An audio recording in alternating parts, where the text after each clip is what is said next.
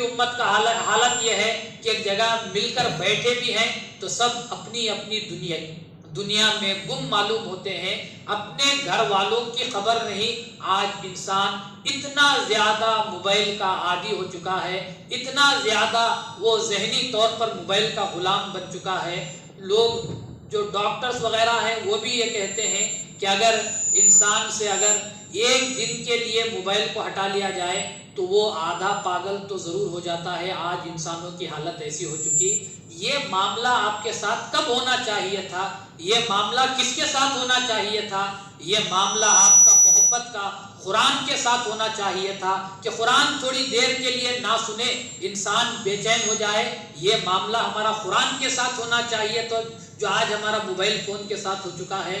یہ معاملہ ہمارے نماز کے ساتھ ہونا چاہیے تھا کہ میں نماز نہ پڑھوں تو مجھے پریشانی ہونی چاہیے۔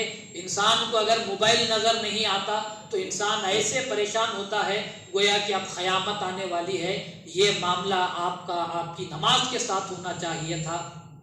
ہم نے جن معاملات کا تعلق دین سے ہونا چاہیے تھا وہ تمام محبتیں ہم نے دنیا کی طرف کر دی۔ یہ جو شیطان کی صورت میں جو موبائل فون ہے اس کی طرف ہم نے اپنے ذہنوں کو لگا دیا ہے۔ ماں باپ اگر نظر نہ آئے تو بچوں کو کوئی فکر نہیں ہے، اگر موبائل فون نظر نہیں آتا تو اس بچے کی حالت ایسی ہو جاتی ہے گویا کہ وہ پوری طرح پاگل ہو چکا ہے۔ آپ تھوڑی دیر کے لیے ہی صحیح سوچ کر دیکھو کہ آج ہم اس کے کتنے غلام بن چکے ہیں۔ ہم کو خدا کا غلام بننا چاہیے تھا، آج وہ یہودیت نے آج ہم کو اس کا غلام بنا کر رکھ دیا ہے۔ جو خدا کے ساتھ ہم کو محبت ہونی چاہیے تھی، آج ہماری محبت اس شیطان کے ساتھ ہو چکی کہ وہ ہاتھ میں نہیں رہتا تو انسان کو چین نہیں آتا۔ بزرگان دین وہ تھے کہ ہاتھوں میں جب تک قرآن رہتا تھا تو ان کو چین ملتا تھا۔ آج ہم کو وہ ہوتا ہے تو چین ہے، وہ ہاتھوں سے نکل جاتا ہے تو ہم بے چین ہو جاتے ہیں۔ بزرگان دین وہ تھے کہ جن کے ہر نفس میں ذکر خدا چلا کرتا تھا۔ آج انسانوں کے پاس وہی فون کی تمام چیزیں چلتے رہتے ہیں تو خدا را آپ یہ سمجھ رہے ہوں گے کہ یہ دین سے ہٹی ہوئی بات ہے۔ یاد رکھو کہ آج کے دور کا جو سب سے بڑا فتنہ ہے وہ یہی فتنہ ہے جو ترک دنیاوی کی بات کی جاتی ہے۔ اگر کوئی آدمی آج اگر کاسی بھی حالت میں اگر ترک دنیا کرنا چاہتا ہے وہ کم از کم ایک دن کے لیے فون اپنے آپ سے دور کر بتا دے، میں یہ مان لوں گا کہ وہ آدمی تارک الدنیا ہے، کیونکہ آج ہماری پوری کی پوری دنیا اسی میں بسی ہوئی ہے۔ ہمارا پورا وقت جو ضائع ہو رہا ہے اسی کے اندر ضائع ہو رہا ہے۔ خدا را اپنی اس محبت کو، جتنی محبت آپ موبائل فون کے ساتھ کرتے ہیں اس کا آدھا یا کم سے کم اس کا 10واں حصہ خدا سے محبت کر دیکھ لو تو معلوم ہوگا کہ اس دنیا میں آپ کو خدا تعالیٰ کے جلوے نظر آ جائیں گے۔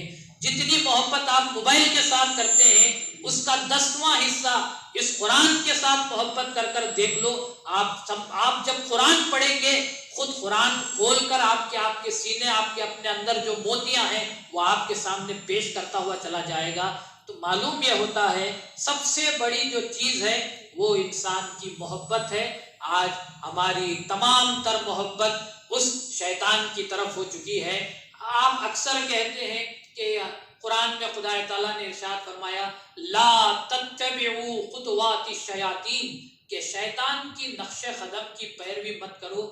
آپ دیکھو کہ ہم اور آپ آج وہی کام کرتے چلے آ رہے ہیں۔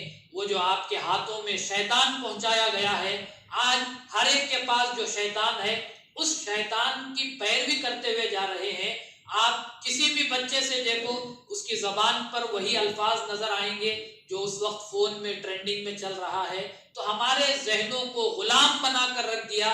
جن بچوں کی زبانوں پر قرآن اور احادیث ہونے چاہیے تھے ان بچوں کی زبانوں پر دنیا کی بےہودہ اور لغو باتیں ان بچوں کی زبان پر چل رہے ہیں، اور ماں باپ بھی خوش ہو جاتے ہیں کہ میرا بچہ 3 سال کا ہے اور وہ فون استعمال کرنا جانتا ہے۔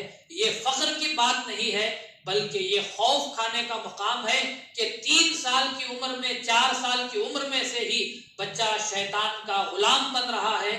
یہ ڈرنے والی بات ہے فخر کھانے والی بات نہیں۔ خدا را قرآن میں جو اللہ نے تاکید کی ہے، علامت بتائی ہے، وہ یہی والذین هم عن اللغو معرضون، کہ مومن تو وہ ہوتے ہیں جو بےہودہ بیکار کی باتوں سے اپنے آپ کو بچائے رکھتے ہیں۔ تو ہم کو بھی چاہیے پہلے بچوں کو اگر آپ کو سدھارنا ہے تو اس کا طریقہ یہی کہ پہلے آپ لغو باتوں سے اپنے آپ کو بچانے کی کوشش کیجئے۔ جب آپ بچنے والے بن جائیں گے تو خود بخود اولاد بھی بچنے والی بن جائے گی۔ آج ہم بچوں کے تعلق سے کہتے ہیں کہ فون کے عادی ہو گئے۔ بچوں وہاں سے جہاں پیدا ہوئے ماں کے پیٹ سے وہ سیکھ کر نہیں آئے تھے کہ فون استعمال کرنا ہے۔ جب ہمارے ہاتھوں میں انہوں نے دیکھا، جب انہوں نے یہ دیکھا کہ ہمارے ماں باپ اس فون سے محبت کرتے ہیں تو بچوں نے سمجھا کہ ہم کو بھی اس سے محبت کرنی چاہیے۔ اگر ہم بچوں کے سامنے قرآن سے محبت کا ثبوت دیتے تو ہمارے بچے بھی قرآن سے محبت کرنے والے بنتے۔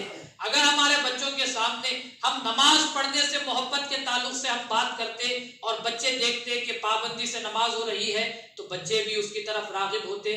تو معلوم یہ ہوتا ہے کہ جو بچے آج کر رہے ہیں اس میں بچوں کی غلطی نہیں بلکہ ماں باپ کی غلطی ہوا کرتی ہے۔ تو ان کو چاہیے کہ پہلے اپنے آپ کو سدھارنے کی کوشش کرے، لغو باتوں سے بچنے کی کوشش کرے۔ لغو باتیں جب آپ دیکھتے ہیں کہ بازار میں کہیں گلی کوچوں میں بیٹھتے ہیں، صرف ادھر ادھر کی باتیں ہوتی ہیں، اب اس سے بچنے کا طریقہ کیا ہے؟ امامنا مہدی موعود علیہ السلام نے فرمایا صحبت صادقین کو اختیار کرو۔ کسی بزرگ کے پاس، صادقین کے پاس جا کر بیٹھو۔